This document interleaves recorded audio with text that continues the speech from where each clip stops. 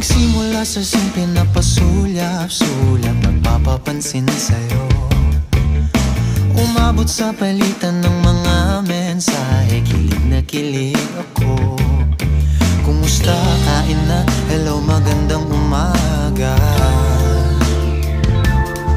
Ingat ka, pahinga, huwag kang masyadong magpupuyat pa. Naramdaman ng puso na dahan-dahan na pong nahuhulog sa'yo. Sa kada araw natin na pag-uusap, meron nang namumuo. Ngunit di ko na alam